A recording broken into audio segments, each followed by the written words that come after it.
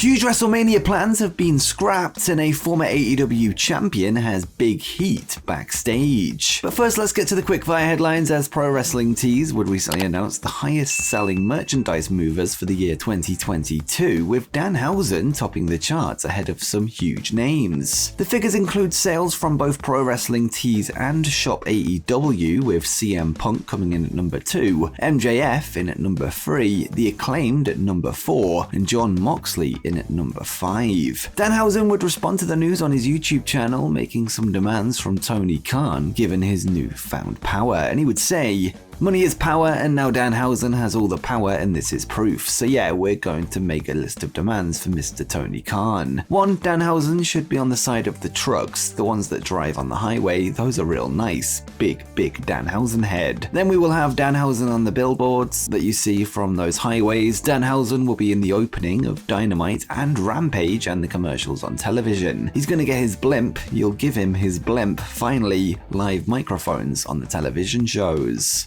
And speaking of money, Fantime have announced that recently released WWE superstar Mandy Rose has made $1 million in the month of December, this through her exclusive content on their site. Rose's Fantime page received a huge amount of attention after she was let go by WWE due to the nature of the posts on the site, leading to a huge increase in awareness and ultimately dollars, and Fantime would take to Instagram to say, "Congratulations to Mandy Sachs for making $1 million in a month. Finished 2022 like a champ."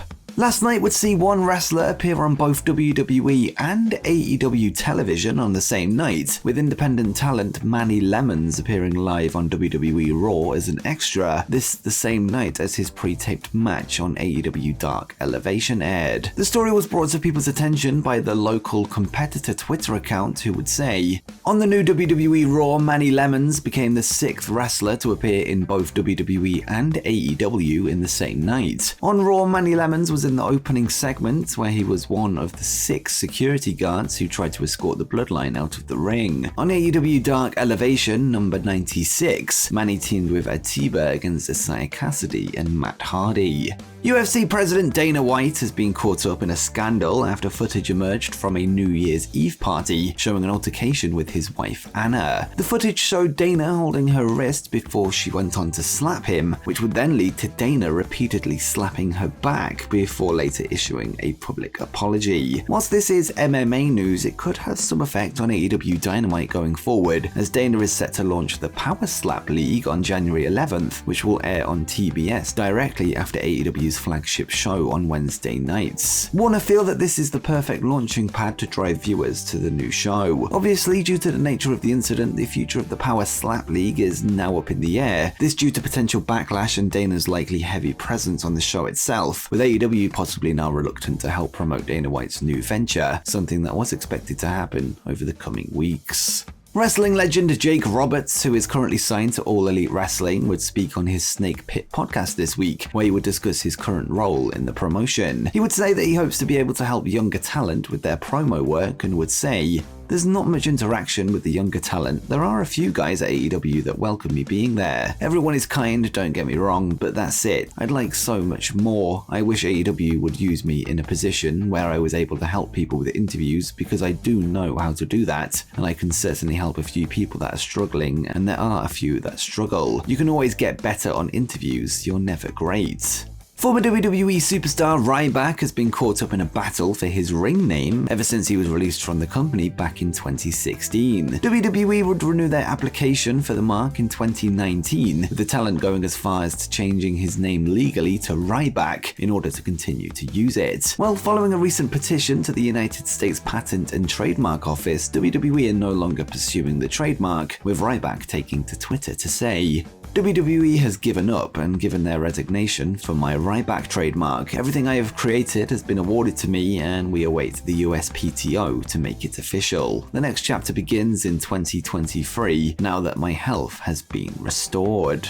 Cody Rhodes has been out of action since June after he suffered from a torn pectoral muscle in the lead up to his Hell in a Cell match with Seth Rollins. Well, it looks like his comeback to television is drawing closer after another video aired on WWE Raw last night, which showed Cody discussing his return at WrestleMania, whilst continuing the narrative that his dream is to win the WWE Championship for his family, something he described as the first dream he ever had. Whilst many were anticipating a surprise Royal Rumble return, WWE have chosen to build up his return with a series of videos in order to get as much hype as possible. With Wrestle Kingdom just one day away, we edge closer to the reported New Japan debut of Mercedes Varnado, the former Sasha Banks in WWE. According to a new report from PW Insider, she will be joined by Naomi, real name Trinity Fatu, at the show, who is scheduled to be in attendance at the Tokyo Dome, although it is unclear if she will actually appear on the broadcast. The two women would walk out together on the company after a creative disagreement with the former WWE regime, and whilst Mercedes officially became a free agent on January 1st after her non-compete clause expired, the contract status of Trinity remains a mystery. And before we get to the key stories, I just want to give a cheap plug to the video I released yesterday where I used AI to predict the wrestling world in 2023. Will CM Punk return to wrestling? Will Cody Rhodes win the World Championship in WWE? Will MJF stay with AEW or jump to WWE? And who will beat him for the World Championship? Well, we do what we can to find out.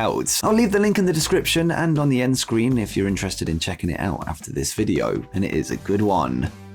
And next up, huge WrestleMania plans have been scrapped. It was recently reported by the Wrestling Observer that plans for a match between Ronda Rousey and Becky Lynch for the SmackDown Women's Championship had been scrapped for WrestleMania, with Fightful Select now confirming the story. Whilst the Observer noted that Ronda's new opponent will be Rhea Ripley, Fightful were unable to confirm this. The report would go on to discuss possible plans for Cody Rhodes, with the internal assumption in WWE being that he would be competing for the WWE Championship at Mania, at least before Vince McMahon stepped down. With that said, the idea of Cody Rhodes versus John Cena was also discussed, although these discussions appear to have dried up after Triple H took the creative reins. It was added by Fightful that internal discussions for Cena were originally centered around a match with Austin Theory, although it looks like conversations have shifted towards a match with Logan Paul, something that was reported by WrestlingNews.co earlier this week. It was noted that WWE want both Logan Paul and The Rock for WrestleMania, although right now there is no confirmation on if either will happen. Paul is still receiving big heat from within the YouTube and crypto worlds for his involvement in the failed launch of the CryptoZoo game project, with a trilogy of documentaries by CoffeeZilla uncovering what is being described as Logan Paul's biggest scam, which led to investors of the coin losing millions of dollars in total after the game just, well, didn't work. It's unknown if this will affect WWE's plans, although as far as I can tell there aren't many wrestling news outlets covering it, which makes it easier for the company to brush it to the side. Logan would record the latest episode of his Impulsive podcast yesterday where he addressed the recent investigation, so we'll see how that goes when it drops at some point this week.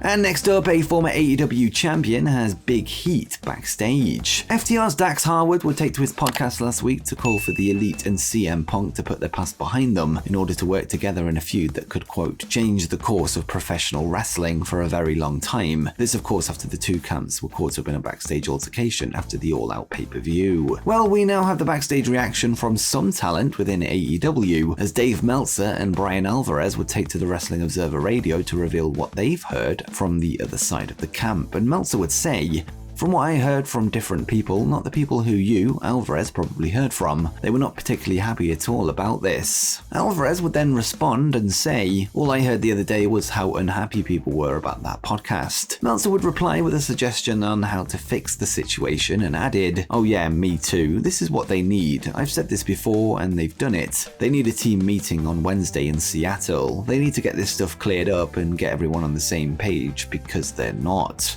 Whilst it's not entirely clear which part of the podcast certain individuals have issues with, Dax Harwood was complimentary to both the Elite and CM Punk and stressed how much the company needs both. Either way, we're likely getting closer to finding out which way the story goes, with Punk's injury nearing recovery in the coming days, weeks, or months, depending on how it's going. And before you go, make sure you check out me using AI to simulate WWE and AEW in 2023.